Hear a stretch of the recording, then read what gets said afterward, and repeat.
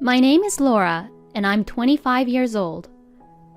After I graduated from a junior college, I got a job at the department store where I work now.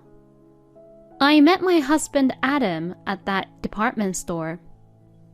At the time I started working there, Adam was working at the head office and he was the trainer for the new staff. My first impression of him was that he was quite serious and a strict person. He always kept a very strict eye on the new staffs, and whenever Adam passed by in front of me, I always felt nervous around him. However, when it came to work, he was indeed very good at his work at the head office, and his instructions regarding work were perfect.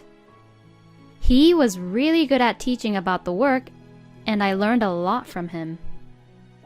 I thought he was someone I could rely on as a boss, even though we didn't seem to get along in private. So, I had no idea at the time that we would end up getting married. One day, I made a big mistake at work. I made a small mistake which resulted into a huge loss for the company. At the time, I was only 20 years old and did not have the mental capacity to endure the huge failure, and I thought the only way I could take responsibility was to quit the company. And then Adam, who was my boss, came to the rescue. Adam came over to my house, where I had taken a few days off from work due to the depression, and encouraged me on my doorstep. You're still a new staff here, and it's only normal to worry about it. But what do you think a trainer like me is there for? It's to help you grow up and do your job freely. A person who doesn't fail at all can't be strong and can't grow. I'll take the responsibility for you, so don't be depressed forever. Show your energy again and do your job with dignity. I broke down and cried nonstop. Thanks to these words from Adam, I was able to return to work. From then on, Adam went from being just my boss to someone who I admired. I worked very hard to learn my job and to earn his recognition as soon as possible. Seeing me like that, he praised me in front of everyone, which motivated me even more. In about 2 years, I quickly became the ace of the department store where I worked. From then on, I spent more and more time working alone with Adam, exchanging opinions about the sales floor, and we gradually grew closer to each other. Then one day, he confessed his feelings for me, and we started to go out with each other. After 3 years of dating, he proposed to me, and we got married. I never thought that after 5 years, I would marry Adam. You never know how life will turn out. After we got married, we bought our own home with a mortgage loan. I think it was because we both worked for a major department store that we were able to get approved for the mortgage loan and purchase the house. We were thrilled with our new home and were always happy. After we were married, we continued to work for the same company, and everyone at work told us we were the perfect couple and even got jealous about it. We were, of course, happy to hear about what people had said about us. But because of this, we also didn't want to be a bad example. So, we put more effort into our work than ever before and produced good results. Then, late last year, I finally got pregnant. I enjoyed my married life with Adam, whom I love very much, but I was even happier to think that we were going to add a new family member to our family, and I felt like I was at the peak of my happiness. But there was just one problem. It was about my job. At the time, I had already been working at the department store for 5 years, and my work performance had been very good, so I had been given the job of a store manager. Since I was in a very important position at work, I wondered if it was okay for me to quit my job and concentrate on giving birth. I was worried that I was being too selfish. But my morning sickness was already getting worse, and the time limit was approaching. I discussed the matter with Adam, and as a result, we decided that it was best for me to quit work. While I felt sorry for the company, Adam would say, I will support the company and work enough for you too. I'll make more money and you don't have to worry about anything. Just concentrate on your pregnancy. and encouraged me like he had done before when I made the huge mistake previously. His words again lifted a weight off my shoulders, and I was able to concentrate on our soon-to-be child. Shortly thereafter, I was hospitalized. Normally, I wouldn't have needed to be hospitalized, but my early pregnancy symptoms were so severe that the doctors decided to keep me under their eyes, just in case. I spent a lot of time alone in the hospital, which was a bit lonely, but Adam came to check on me every day despite his busy schedule, which gave me a peace of mind. Then, after about 3 months in the hospital, I was able to come home. Adam, who took the trouble to get paid leave for the day, drove to pick me up, and I returned home for the first time in a long time. My home felt somewhat fresh after my long absence, but at the same time, it felt strange. I thought something was different, and after looking around the house for a while, I noticed something. For some reason, all of my personal belongings that had been in the living room had been moved to my room.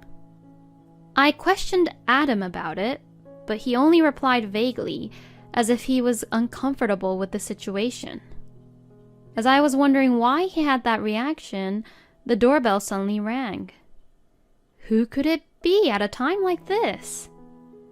As I opened the door, I saw my mother-in-law, Christine. I wondered why she was here at a time like this. I had just gotten out of the hospital, and I wanted to spend at least one day alone with Adam. But I couldn't just turn her away. After I opened the front door, Christine took off her shoes and went into the living room as if it was her own house, without even greeting me. Then, Christine finally notices me as she saw me coming back from the front door and said, "Oh, what are you doing out of the hospital? I didn't hear that you came back." "Oh, I'm sorry, Christine. I'm sorry it's taken me so long to inform you. I was discharged from the hospital." Christine gave me a bored look and said, "You could have stayed in the hospital longer," and began to relax in the living room. I got closer to Adam and asked, "What is she doing here?" Adam didn't seem to understand why I was being confused and simply replied, "Oh, my mother has been coming home a lot lately." For my part, I wanted to ask him why Christine was coming over and relaxing as if it was her house. I decided to ask Christine directly because Adam was too thick. Christine, I just got out of the hospital, so I'd like to spend at least today with Adam." "Excuse me? I just came here and you want me to leave now? You talk as if this is your own home." I was a little irritated because that's right. It's my house, and it's Adam and I's house that we both bought together. Christine must have seen me frown for a moment because she began to say, "What's with that look? This is your house, but it's also our house as well. Do you know that?" What do you mean?" "Ugh, how can you be so ignorant? It was purchased by my son, who is in my family, which means it's ours too. Now do you understand?" What she was implying was nonsense that I wanted to butt in and say that I didn't know what she was talking about for a minute. But when I tried to argue back, my husband interrupted and said, "Don't complain to my mother too much. She's the one who took care of everything around the house while you were in the hospital. And began to put the blame on me. I finally decided not to say anything back to him, even though I wasn't really happy with what they said. I didn't want to get sick again and be readmitted to the hospital after having been discharged, and I thought it was true that Christine was indeed supporting Adam while I was gone. However, every day after that, Christine came to our house to do chores. I didn't like it, but I decided not to say anything because by the time I was in my last month of pregnancy, I would be hospitalized again and would have to leave the housework to Christine. It was quite stressful to have her visit so often, but finally, at the beginning of my last month, I was free from this life. One day, when I was preparing for hospitalization, Christine arrived home earlier than usual. I opened the front door to find a surprising sight. I saw Christine, and behind her was a car full of luggages. "Oh, what are all these luggages for, Christine?" Christine replied in a tiresome manner and said, "Of course, it's our luggages to move in here." I immediately ran to Adam in the living room and said, "What is the meaning of this? I didn't hear anything about it," and asked him in a strong tone of voice. "Oh, well, that's just the way it is. My mom and the family are moving in here." Huh? How come I didn't hear anything about this until now? I mean, did you just say your mom and the family? Please don't tell me that there's someone else moving in. Then Christine butts into the conversation. "My eldest daughter's family of 3 and I are all moving in here and living together. It's already decided, so don't make a hassle about it." My husband agreed with Christine and strictly tells me, "That's the way it is, so don't disobey my mother." But there was no way I could be convinced by that. Trembling, I asked Adam, "Why did you decide such an important matter all on your own?" Once again, Christine intervened and said, "I told you the other day. It's our son's house and it's also our family's house," and shouted at me. At this point, I was getting very irritated and said, "Please be quiet, Christine. I am asking my husband." Christine probably didn't think I was going to talk back to her, so she became silent for a while. And I took the opportunity to talk to my husband. "What do you think you're doing for all of them to move in with us? We're even going to have a baby next month. You said this house is for us to live happily as a family, didn't you?" My husband's response to my question was unbelievable. "What's wrong with them moving in? My mother and sister are my family. There should be no problem living together here. There's more people, and it's rather lively and fun, isn't it?" You are the only one to think that it's fun because you're related by blood with your mother and sister. But for me, I'm not related by blood with them, and it's like 4 strangers suddenly came to my house all at once. How am I supposed to think that this is fun? Oh my God, shut up. This is my house. What's so wrong of me to have my own family over to my house? I can't believe that you're saying this. Remember, you and I bought this place together, you know? You can't be the only one to decide about these things. In the end, time passed with neither of us giving in. I was aware that Adam was family-oriented, but this was beyond what I had expected. This was the first time I realized that Adam was a mama's boy to an unbelievable degree.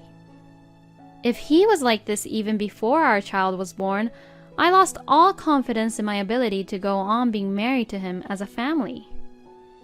I made up my mind right then and there and said this to Adam. All right. If you want to live with your mother and your sister and her family, I won't say anything more about it. But in return, I'll leave. With that, I went out and hurried to the town office to pick up the divorce papers. I returned home, stood in front of Adam once again, and confronted him with the divorce papers. I can't do this with you anymore. Let's get a divorce. Adam was surprised that I requested for a divorce since he didn't expect that out from me. He stood frozen in front of the divorce papers for a few seconds, and then, as if in a flash of realization, he opened his mouth and said this. What are you going to do when we get divorced? How are you going to support your child if you don't even have a job? Adam looked at me with a smug look on his face as if he had said something satisfying for him. His smug face looked just like Christine's, which made me even more angry. Just sign the divorce papers. My husband snickered at my anger and signed the divorce papers. Are you sure? Now we're in a position to get a divorce, but it's you who's going to be in big trouble, right? Great, he finally signed it. Now, it's my turn to fight back from here. Hey, aren't you forgetting something important? My father runs an apartment rental business. Oh! That means I don't have to worry about getting a place to live. Plus, I'll get child support from you. Oh, and I almost forgot. If you and your family are going to continue to live in this house, you have to pay me half of the value of this house.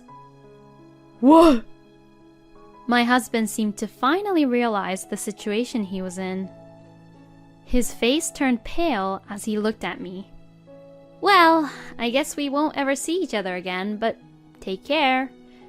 I'll be contacting you through my lawyer from now on. Adam was in shock that he slumped down on the spot. Christine, who was listening to our conversation, must have understood that Adam had to pay a large sum of money. She stood frozen with a moving package in each hand. I ignored them both and left the house. After that, it was just a matter of time. We went through the divorce with property division and so on. My father let me live in one of his spare rooms, a slightly nicer, more expensive one, for the sake of his own child and his grandchild. And thanks to the money I got from the divorce, I didn't have to work after the baby was born, which allowed me to spend plenty of time with my child. The baby was so sweet, and I enjoyed being with him every day. By the way, about Adam, I heard an interesting story from a colleague from my department store days. I heard that Adam has been living in that house with Christine and his sister and her family since then, but supposedly his sister's children are noisy, Christine and his sister are spending the money away, and they are running out of money, which causes constant stress to him, and he is also exhausted at work and is pretty depressed all the time. As a result, he started making a lot of mistakes at work and was finally labeled as a useless person and sent to a department where there was little work to be done.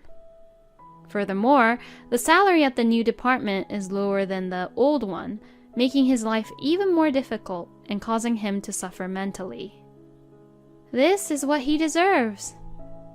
On the other hand, after 2 years of spending plenty of time with my child, I was able to get a job at another major department store because of my skills from the previous work experience. The pay is about the same as my old job, but I can finish work earlier in the evening so I can drop off and pick up my child without any problems. I am now working hard and doing my best to raise my loving child.